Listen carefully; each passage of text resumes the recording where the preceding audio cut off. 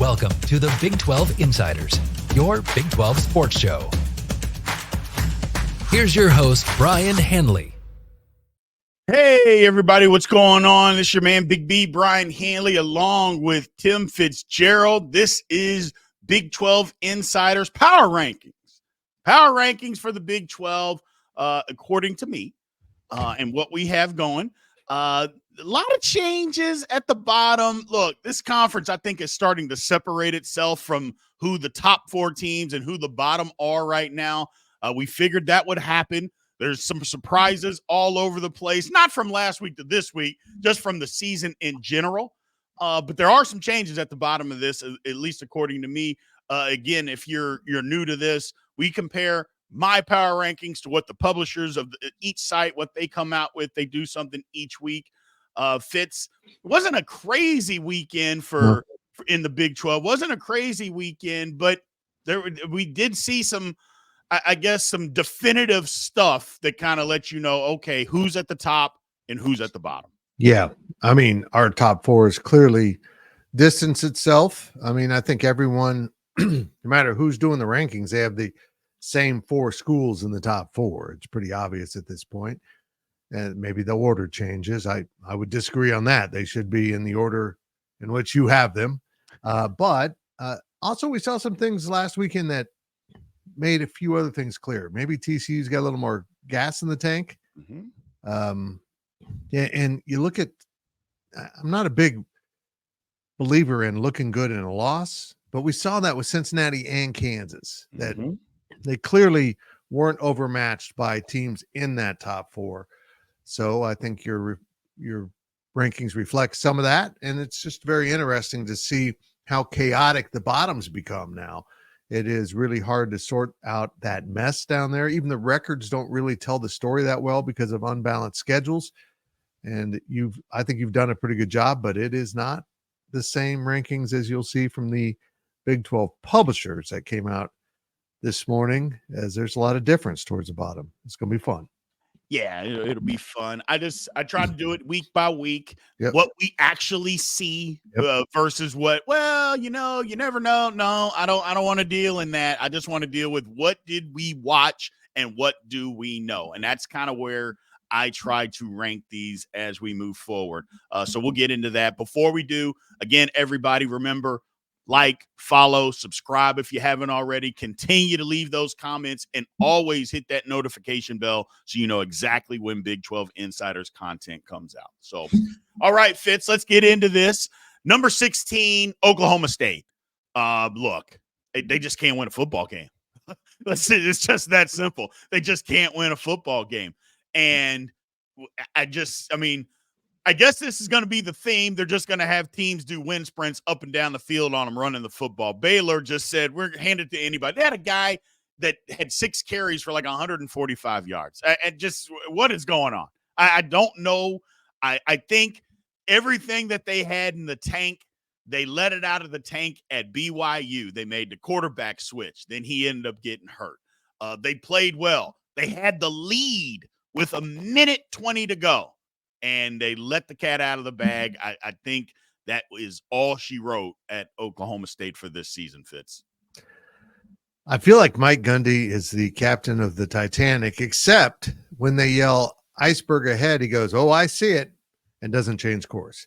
This is a disaster. And I think last year covered up this mess because they had this incredible month of playing incredible football where they beat key teams to win tiebreakers and got into the Big 12 title game. They earned that. There's no doubt, but they were so hit and miss last season that it was a warning sign. And I think now it's come to fruition. This pushback on the NIL and a little bit on the portal. And, Mike Gundy's one of those coaches that has gotten old. He's not 40 anymore. He's entrenched in how he wants to do things and is denying in many ways how things are actually working at this point. I feel like he's kind of lost the locker room. He's lost the entire storyline at Oklahoma State. And I'm not sure if he's going to be around next year. I don't think he'll get fired. I think he might realize I need to step away. We'll see how it plays out. But Oklahoma State, to put it put it as kindly as possible, is a crappy football team. Yeah, they are. They're not good. They're not a good football team. They put up zero resistance against anything an offense is trying to do, and you're not going to win football games that way. You can't. No. So it is what it is. At number 15, we've got Utah. Look, I take no pride in talking to Utah fans, saying we told you that it was going to be tough. And look, you lost your quarterback. Your quarterback shouldn't cause you to be this bad. I get it that you're going to take a step back, but losing your quarterback shouldn't cause you to not be able to win any football games anywhere anymore. I don't know. Look, he's another coach, a great coach, been there a long time, hard-nosed, but they're not playing. They don't have his identity right now, Fitz. No. That's the problem, is that the Utah team is not playing with their coach's identity. And to me, that's a problem. There's been maybe some whispers that the locker room isn't happy. I don't know. I know they're not getting good quarterback play, but that's a game you should have beaten Houston. I commend Houston for them, again, continuing to fight for their first-year head coach. But that's an embarrassing loss for Utah, and the ship is sinking. Yes. Fast. Yes, it is. You're right. One quarterback look, your starting quarterback's important, but to take you from what you perceived as first to 15th, yeah. Oh, that doesn't add up for me. There's a lot more problems going on behind the scenes there for whatever reason. But Big B, I look back at the offseason, and the most disgruntled college football program from a head coach all the way through the fan base was clearly Florida State for what happened to them with the playoff. Second, though, it had to been Utah for being forced to join the Big 12, which was beneath them. And they belong in a much better football conference than the Big 12. I feel like both programs got so wrapped up in their own bullshit that they forgot they got to go play football. Yeah. They read those storylines and thought they could mail it in. I don't quite understand, but it does highlight how fragile winning can be at the college level. Absolutely. It is. If your head coach is sending the wrong message in the offseason, the message is heard by the locker room. And I think we've seen that both in Tallahassee and Salt Lake. Yeah, it just, like I said, Utah's a better program than what they're playing right now. Like I said, there's whispers of stuff going on in there, but maybe they get it cleaned out this offseason and they do a reset. I know they're pretty aggressive in the transfer portal. So if they are, and they're going to be this season, maybe that's what it is. Maybe they just got to get out some of that noise out of the locker room and bring in some more guys. But for whatever reason, it just did not work this season. Number 14, we got Arizona, another program last year, good, high expectations. But you kind of saw this a little early, against Kansas State. Yeah, okay, they got whipped in Manhattan, but a lot of teams go there and get whipped. But it never got better. They beat Utah. Well, we saw what Utah actually is now. And you thought, okay, maybe they're going to do something different. And since then, it's just been an absolute nightmare. We don't know their coach. He's going out meeting with boosters an hour before the game last week. I just don't know what's going on in Arizona. But clearly, this is another team that thought they were going to come into the Big 12 and just do some damage. And it has been the exact opposite. Yeah, this has been a crazy year, even by Big 12 standards. You look at the bottom three, and if I had told you in week 10 going into week 10 like we are right now, that Utah, Arizona, and Oklahoma State were the top three teams in the conference, nobody would have flinched. I mean, of course, yeah, that's the way it seemed. No, they're the bottom three.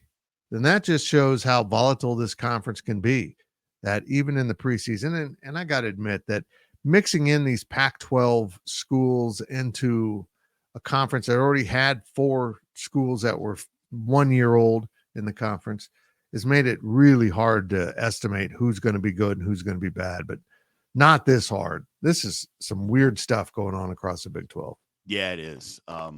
Arizona's got to get it. They got to get, I mean, look, they I don't want them to take a step backwards. Yes, this is a bad season. It's a step back from last season, but this could easily snowball into your program taking a step back versus just one season. They got to get this ship righted quickly. Yep. And next up at 13, UCF. I'm sorry. I thought UCF would be better. They're not.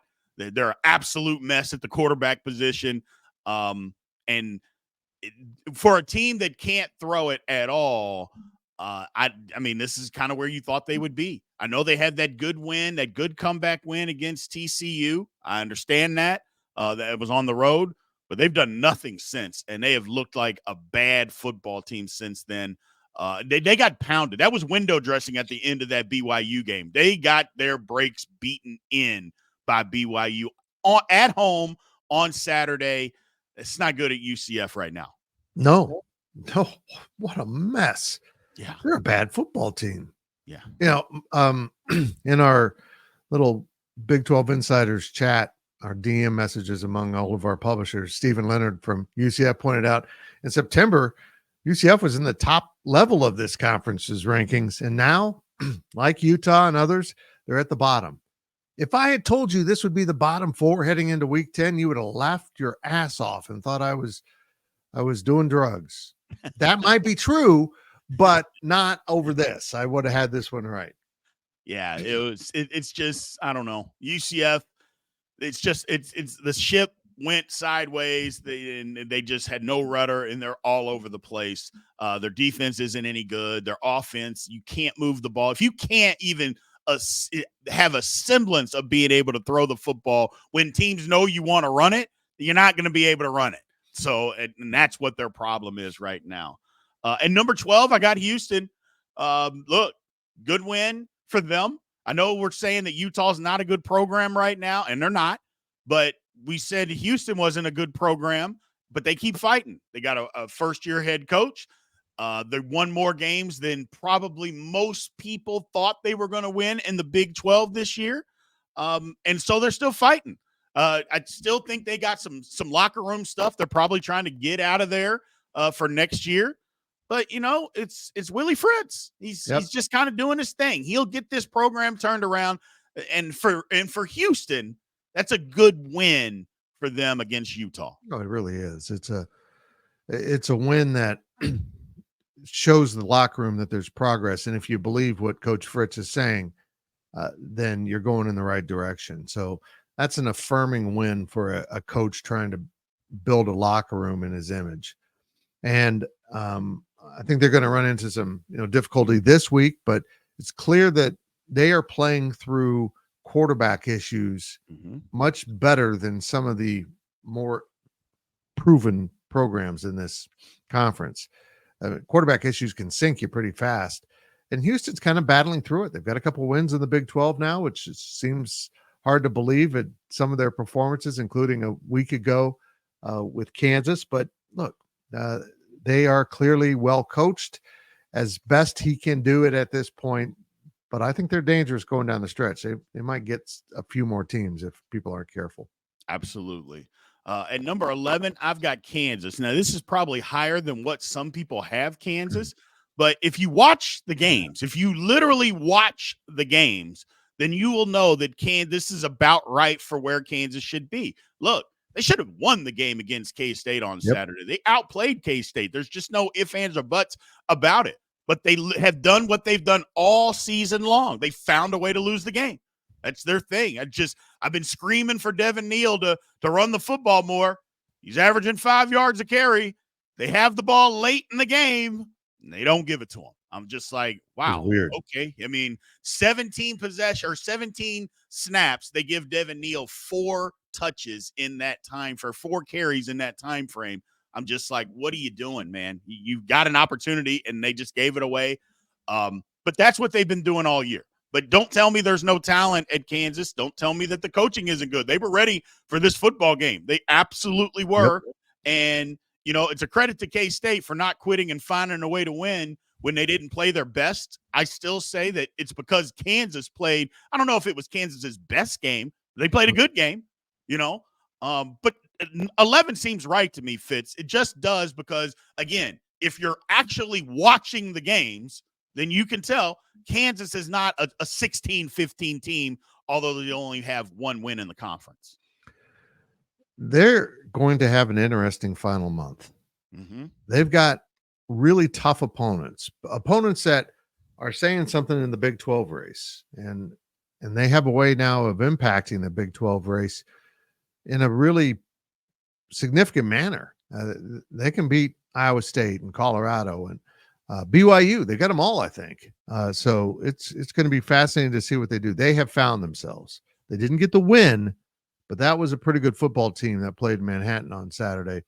And if that team goes out and puts that up against another opponent, maybe on a more friendly stadium environment, they're going to beat people. Good enough to beat Iowa State in what will be a truly neutral site, but probably favoring Iowa State when they meet in Arrowhead? Probably not, but we'll see how they fare. But I know this. Jeff Grimes did his program and his fan base dirty by that play calling late in the game. Hand the ball to the running back that's picking up the yards, pick up first downs, run out the clock, and get the hell out of there. And honestly, bluntly put, take the ball out of your hands of the quarterback who keeps making mistakes late in games and costs them dearly. He left the ball in Jalen Daniels' hands, and as much as I believe in that kid, he has turned into a turnover machine in the final 2 minutes, and he did it again. It just, like I said, it's almost like Kansas is searching for ways to lose football games, and they did it again on Saturday in Manhattan. So let's reveal the first half here. Oklahoma State the same. Utah and Arizona, I mean, look, they played. Arizona whipped them. I don't know how you have one over the other, but okay. Houston at 13. I don't know. UCF at 11 is unreal to me, Fitz. I'll be honest with you. How you have UCF at 11, I don't know how that's. I agree. I mean, you've got Kansas and Houston in the proper spots, I believe. Yeah, there's no way that I mean, it's all subjective. Don't get me wrong. Yeah. I just don't see how you can have UCF higher than those two teams. I just don't. The way that they're playing right now, they're pathetic. They're just pathetic right now. So not in a good way. But let's trudge on. Number 10, Texas Tech. Another team that found a way to lose another football game from the jaws of victory. Not only did they come back after TCU got out on them early, they score the next 28, and then they get down to the TCU comes back, and it gets down to the end. Another team. If you think that Taj Brooks is the best running back in the conference, if not the country, okay, I'm okay with that. We'll hand him the football and let him center it for you versus having your freshman quarterback try to center the football for you. He fumbled, and they lose the game. It's just that simple. I didn't understand it. Again, and I'm not even saying you had to just center the football. Try to get more yards. Go try to win the game. Give it to the man who has gotten you there. But I don't know. It just, again, they searched out a way to lose, and they found a way to lose, Fitz. And this is bad at Tech. I thought they were going to be better. I thought this was a comeback game to say, you know what? It was an aberration, that game that we lost, but it wasn't. And they lost another one. I don't even know what to say about Tech. Look, they were forced to use a inexperienced quarterback who apparently has never played quarterback or managed a clock before.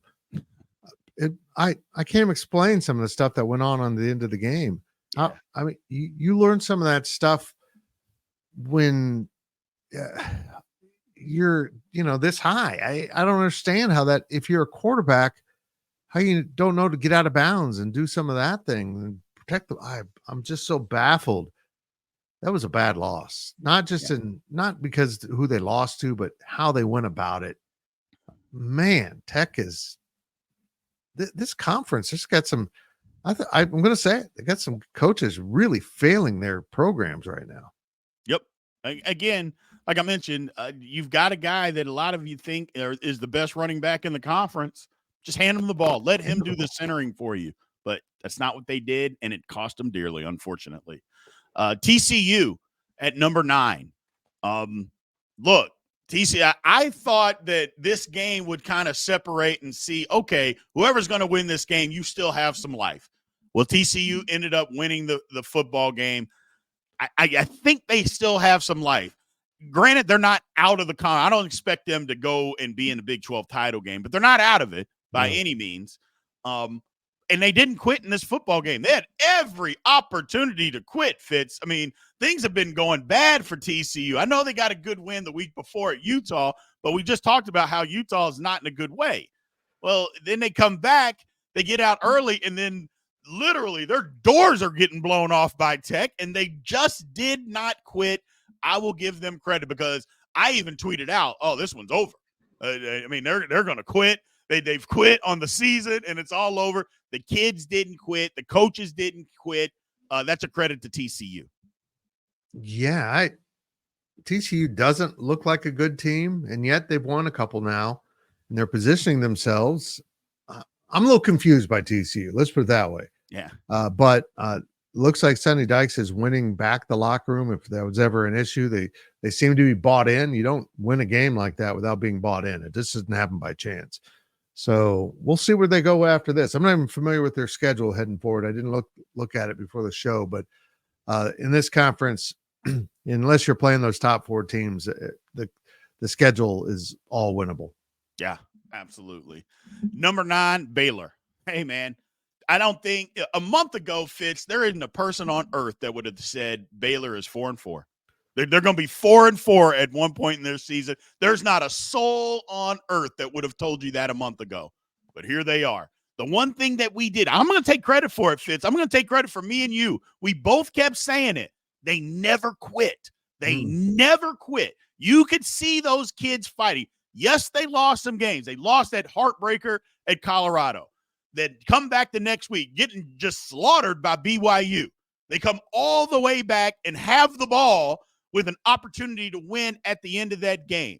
They get beat at Iowa State, but they were battling and had the lead in the third quarter at Iowa State before they ended up getting kind of beat up there by Iowa State.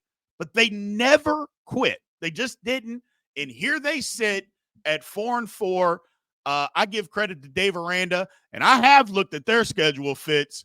7 wins is not out of the question for Baylor. If they continue to play hard, 7 wins is not out of the question. And I'm going to tell you right now, Baylor fans may be mad about this.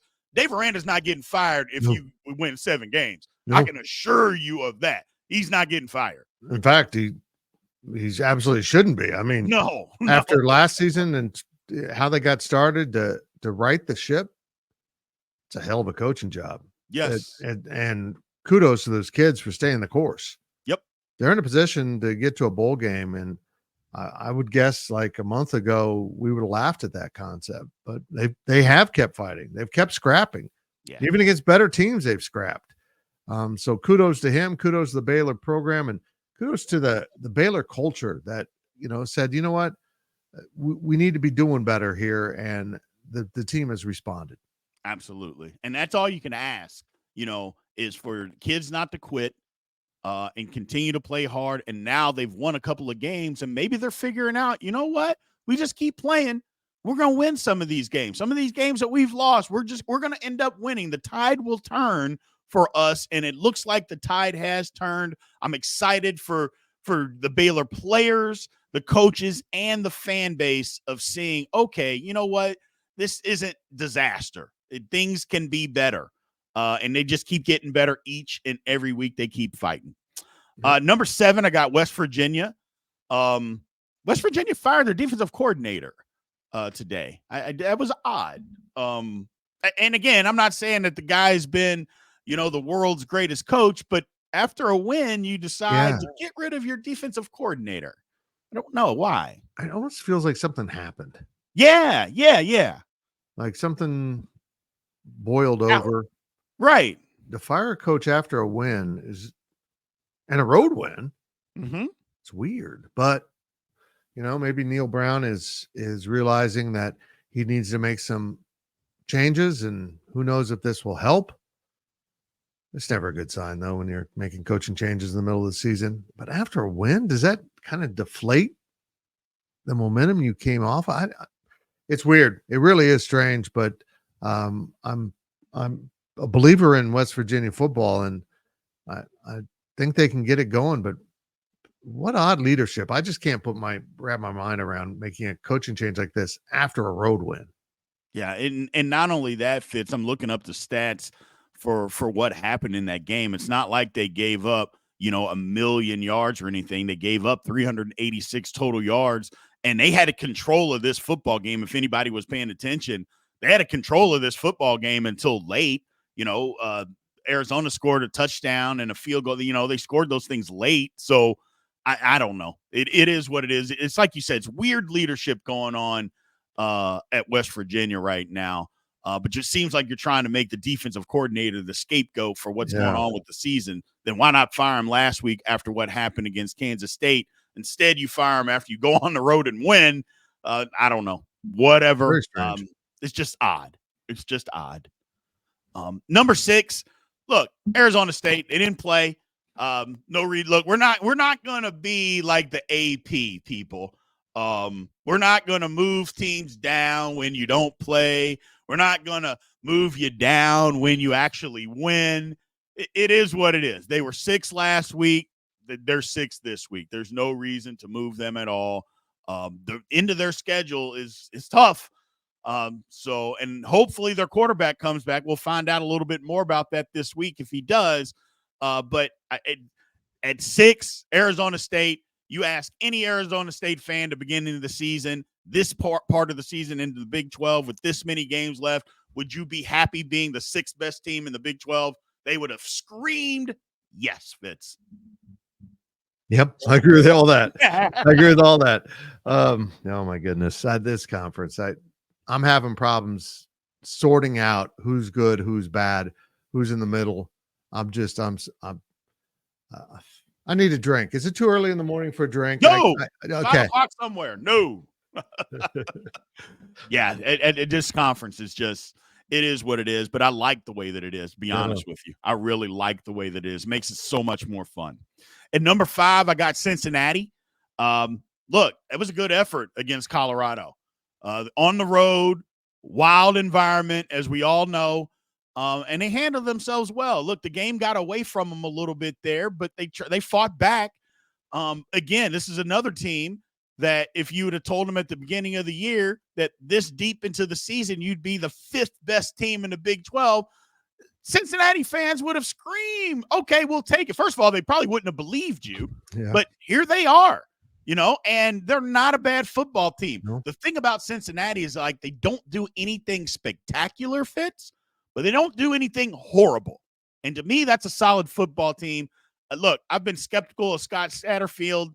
Still think that I might still be. Season's not over, but he's got them playing good football right now, and that's the thing I'm not going to deny. They're playing good football. It says something about you when you lose and you don't move in the rankings. Exactly. Hey, you're playing pretty good football. I thought what they did at Colorado was impressive, but I thought Colorado was a better team, and I thought Colorado being at home would be an advantage, and I think that's what the score reflects. But still, Cincinnati didn't get the doors blown off. They hung in there and fought and scrapped, and a poorly coached team doesn't do that. No, they don't. Cincinnati's for real, and I mean, all of a sudden, games like Cincinnati and Arizona State that we thought would be so easy at the start of the year, they're not so easy. Nope. And that's for anybody. Fitz had some Wi-Fi issues. That's all right. We got it covered, people. We're going to reveal the Big 12 here, the next 6. Cincinnati, we got the same. They've got TCU at number 6. That's a little high for me for TCU, man. I get that it was a good win over Tech, but again, we've seen TCU. The other games have to matter. The other games have to matter. Tech at 8. They got Baylor all the way down at 10. I don't know. Arizona State at 9, I think, is blasphemy. Come on, people. Come on, publishers. Having Arizona State at 9 is silliness. They're better than that. They played better than that. Give them credit. Unless you're saying their quarterback's never coming back, which I don't think that's the case at all. But this is where we are. So let's go on. Let's move on to the final 4 teams. At number 4, I have Colorado. Colorado, again, workmanlike effort against Cincinnati. Travis Hunter comes back, plays well. Oh, we got Fitz back. Let's bring him back in. What's going on, Fitz? That was really you getting strange. back to us. I need Wi-Fi technology, man. It is what it is. It wasn't my Wi-Fi. It was StreamYard just gave me an error message and Kicked I was you out. gone. I was still on my Wi-Fi. That was really strange. Well, I guess when StreamYard comes up with how did it go this session, we'll be giving them a thumbs down for this one. But number 4, yeah, we had Colorado. Look, Colorado, that was a good effort against a good football team at Cincinnati. Colorado is different with Travis Hunter, but Colorado, again, they're running the football, Fitz, and they're trying to run the football, and they're running it effectively. And if they're going to be able to run the ball effectively, you know what they can do through the air. Yep. They're just tough. They're tough to stop, man. They're just a tough team to stop. I give them credit. Colorado is much better than what people thought they were going to be, what I thought they were going to be. Even after the first 2 games of the season, I'm like, this is not any different than last year. And it didn't look different, but they've righted the ship, and they've made the changes they didn't make last year or maybe weren't capable of making. They have made them this year, and good for Colorado. They're bowl eligible, but as Coach Prom said, that's not what they're looking for. And they've set themselves up, although they can't win the conference without help. A lot of help. They've set themselves up to say, you know what? If you guys slip, we're going to be right here. So, yep.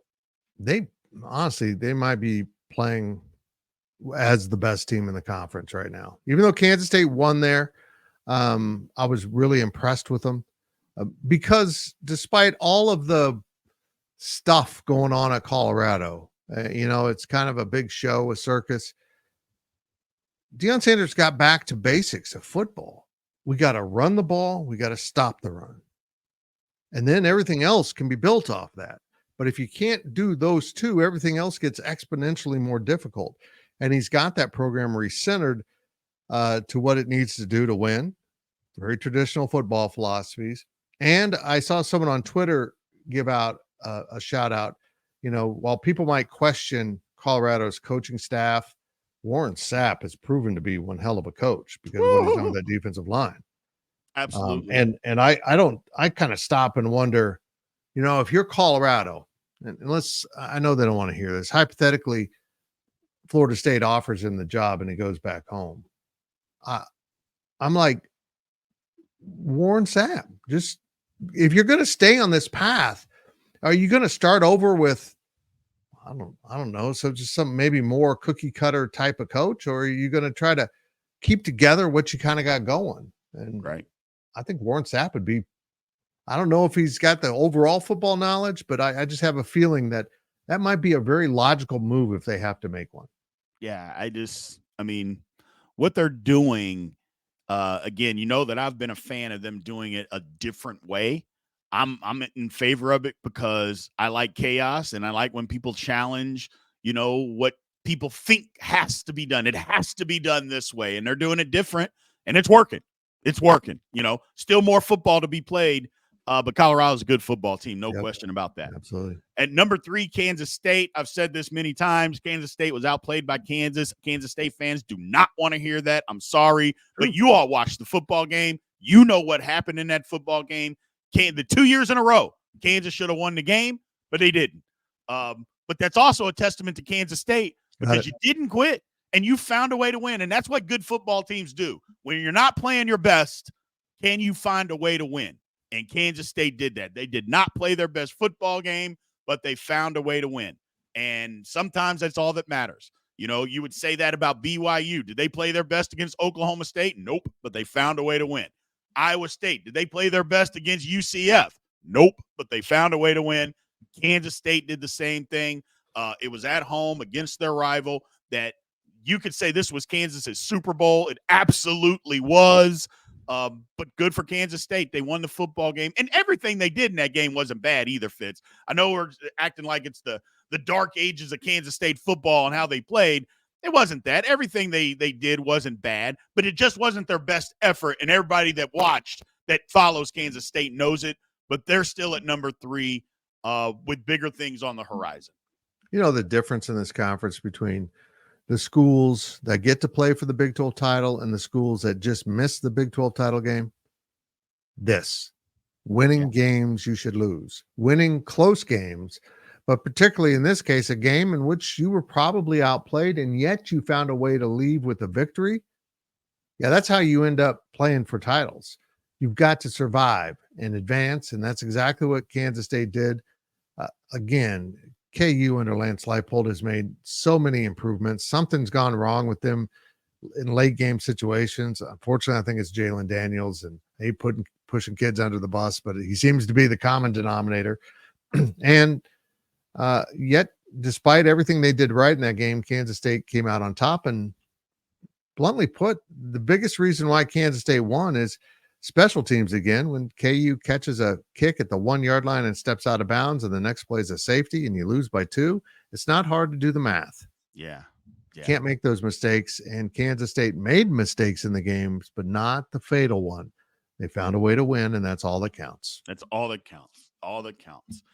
And number 2, Iowa State. Again, we're not the AP. You don't play. You're not moving down. Iowa State clearly hasn't done anything. I think they've kind of solidified themselves so far as the second best team in this conference. Not a lot to say right now about them. They got a lot of football to move forward, but it's good to see. I mean, even in AP, they didn't play and they moved down. I think that's wild. But we're not going to do that here. They're number 2. That's stupid.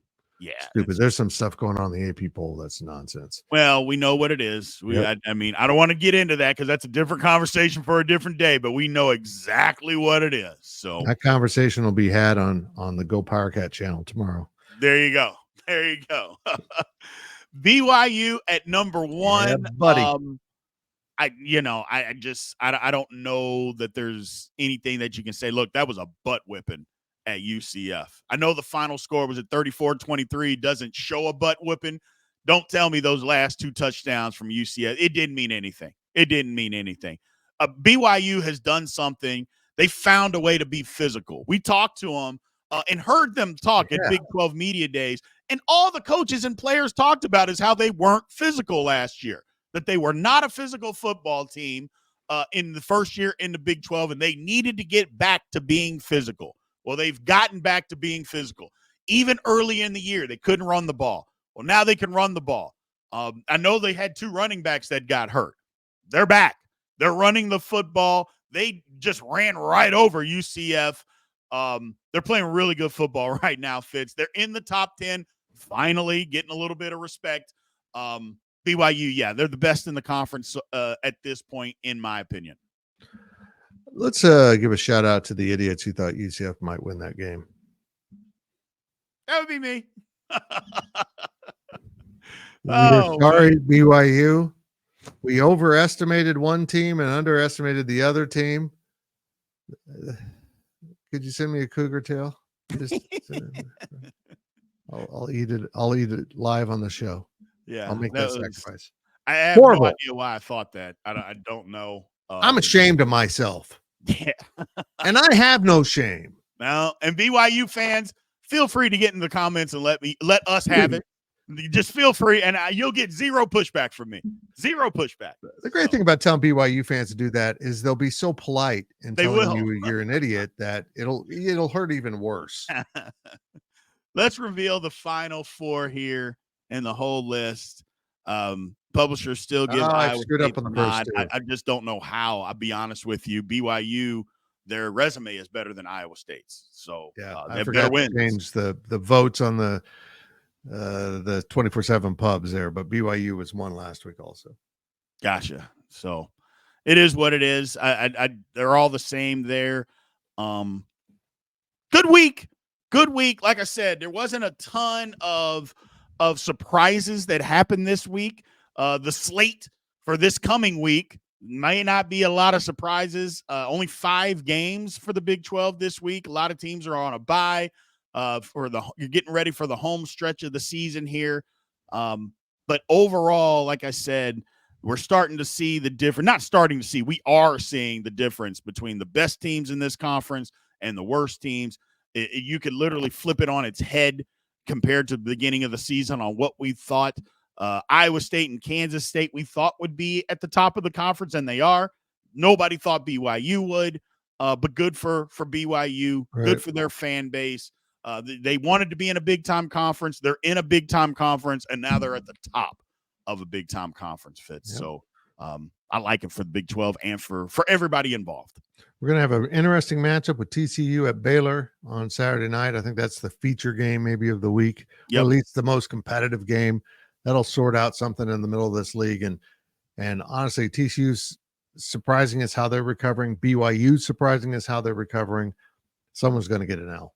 Absolutely. We'll watch that game in anticipation. Like we said, TCU's trying to figure it out, but Baylor has not quit. So thanks everybody again for tuning in, everybody. Again, Big 12 Insiders, we appreciate all the support that you guys have given us. We're trying to get to 3,000 subscribers by the end of the season. So if you haven't subscribed already, make sure that you do. And again, click the notification bell, hit the likes, and continue to leave those comments. We appreciate you guys. We will catch you on the next episode, and we'll see you later. Have a good one. Thank you for watching the Big 12 Insiders, your Big 12 sports show. This has been a Spirit Street production.